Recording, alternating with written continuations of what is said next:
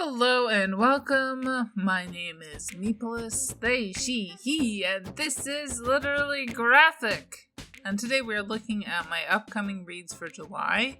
I've already read one or two books this month, so we'll skip over those and get directly to the stuff yet unopened. First off, I've decided to take the plunge and do an initial thoughts video on the manga Emma by Kaoru Mori. I really meant to have it be my first Monday review in July, but the hold didn't arrive in time. Thankfully, I had already just about finished Something is Killing the Children, so I've swapped them out for now. According to Anime Planet, quote, in the late 19th century, England was effectively split into two countries, that of the aristocrats and rich, and all those below them. One day, William Jones, the young son of a rich merchant, pays a visit to his former governess, Mrs. Stomer. When he arrives, there is an instant connection between him and Emma, the hard-working and beautiful young maid who works there. After several chance encounters, their attraction deepens, but their difference in social status is something which cannot be ignored. With William's father refusing to give his consent to their relationship and intent on arranging a marriage for him with Eleanor, the daughter of a viscount. There are an increasing number of obstacles standing in their way, in a society where the relationship between a humble maid and a gentleman is forbidden, and one is expected to marry within their social rank. Can Emma and William's love survive? ? End quote. The second manga I hope to get to this month is the second half of Revolutionary Girl Utena by Chiho Saito and Bepapas. I finished the first half just a few months back, but because of the edition, Goodreads won't let me mark anything as read until I finish the whole thing. So I'm trying to get to that ASAP. Link in the cards to my initial thoughts video. I can see why this series is so popular, but definitely has its low points too. So tune in for those thoughts. Looking at my Thursday reviews, I've decided to replace one of my translated comic book reviews for Gina Siciliano's I Know What I Am, The Life and Times of Artemisia Gentileschi, because I can do what I want, though. I'm also very interested in comparing and contrasting this biographic treatment with my previous review of the French biocomic by Nathalie Frelou. Link in the cards. Quote, in 17th century Rome, where women are expected to be chaste, and yet are viewed as prey by powerful men, the extraordinary painter Artemisia Gentileschi fends off constant sexual advances as she works to become one of the greatest painters of her generation. Frustrated by the hypocritical social mores of her day, Gentileschi releases her anguish through her paintings, and against all odds, becomes a groundbreaking artist. Meticulously rendered in ballpoint pen, this gripping graphic biography serves as an art history lesson and a coming-of-age story. Resonant in the #MeToo era, I Know What I Am highlights a fierce artist who stood up to a shameful social status quo. End quote. But I will be getting to one translated comic this month, namely The Parakeet by Espe, which, as you might recall, is on this year's Eisner Awards nominations list. It's also my anti-ableism TBR pick for this month. Translated from the French. Quote, Bastien is 8 years old, and his mother is ill. She often has what his father and grandparents call episodes. She screams and fights, scratches and spits, and has to be carted away to specialized clinics for frequent treatment. Bastien doesn't like it when she goes, because when she comes home, she isn't the same. She has no feelings, no desires, and not much interest in him.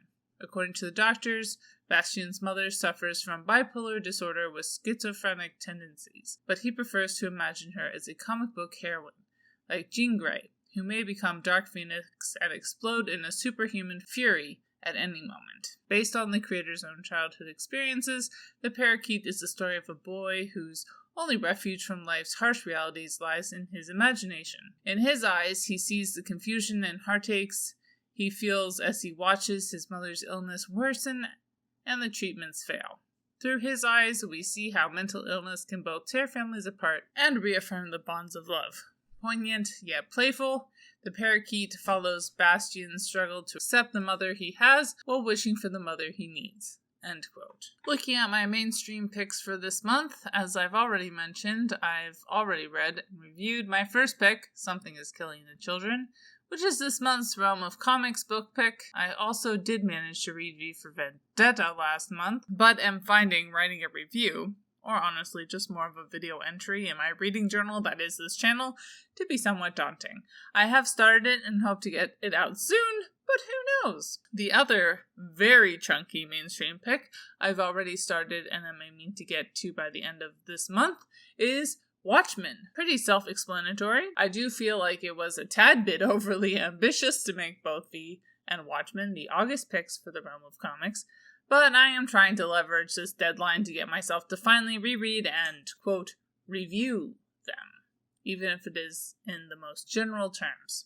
Obviously, my first indie review of the month is coming out on the day after tomorrow, and it will be My Mom Had an Abortion by Beezus B. Murphy and Tatiana Gill. It was published this year, so it's not been on my TBR for that long. But given recent events, I knew I had to get to it ASAP. Quote, My Mom Had an Abortion is a unique coming-of-age tale told by a self-described dyslexic, asexual, lesbian, feminist teenager and illustrated by body-positive comic artist Tatiana Gill. We follow our protagonist, Beezus M. B. Murphy, as she chronicles her evolving understanding of menstruation, reproduction, and abortion, and finds her place in a confusing world. Initially influenced by harmful narratives in pop media such as the pregnant teenager cliché, we watch Beezus' ideas change as her body changes and as she learns more about the intricacies of her family history and her mom's own reproductive experiences.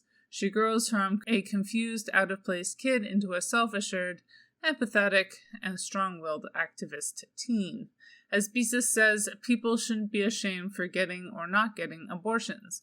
Young people absorb the information that we gather from our surroundings. Sometimes it's good information, and other times it can be harmful. But now I realize abortion is perfectly normal and should be kept safe and legal. Sprinkled with pop culture references, hilariously apt descriptions of unwanted body changes, and menstruation like the chapter Bloodbath and Beyond, and instantly understandable revelations of growing up. This beautifully illustrated short graphic novel crucially fills a cultural gap around complexities of abortion, pop culture, body changes, and finding out where we fit in. End quote. Next up is my indie and black comic book of the month, this time around Infinitum, an Afrofuturist tale by Tim Fielder. Quote, Afrofuturism, a cultural movement that began in the early 20th century as an escape from racial hostility, economic turmoil, and aggressive policing in black communities, is enjoying a renaissance, witnessed by the record-breaking success of creative projects including the acclaimed,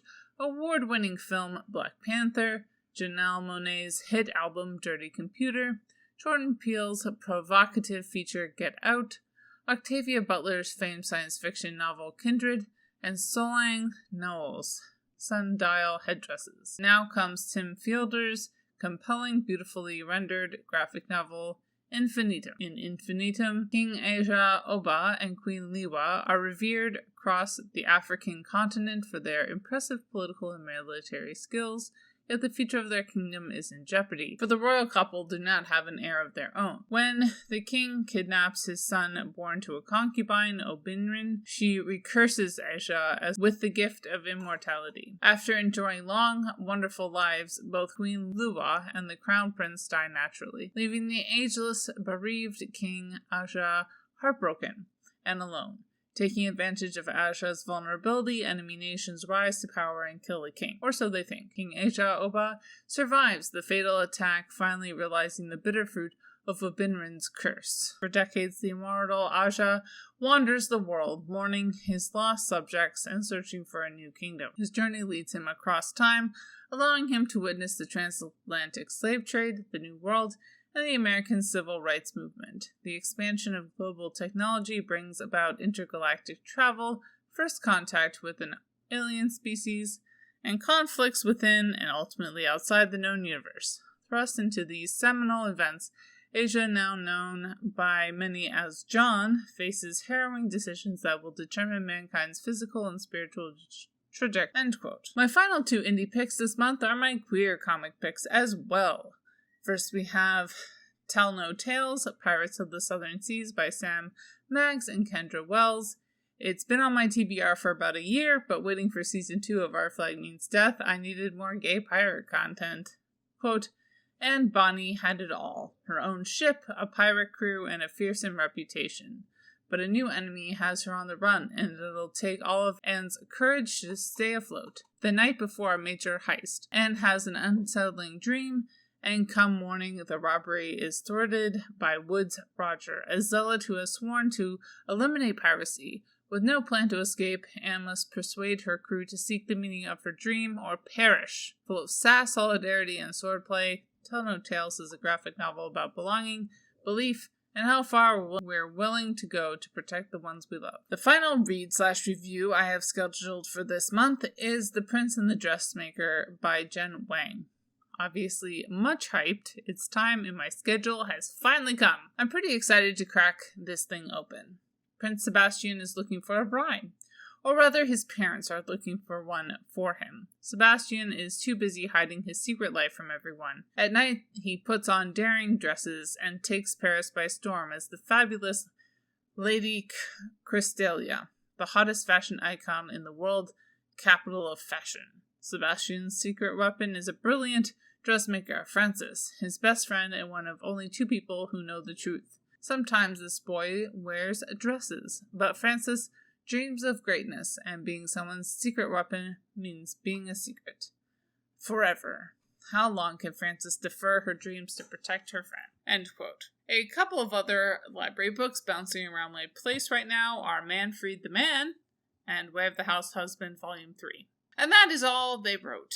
What will you be reading this month? Bye y'all, keep reading an organized and capitalist. And as always, Literally Graphic is created on land that should be given back to the traditional landholders, which in this case is, to my knowledge, the Mississaugas of the Credit First Nation, Anishinaabe people, the Haudenosaunee Confederacy, and the Huron-Wendat Nation.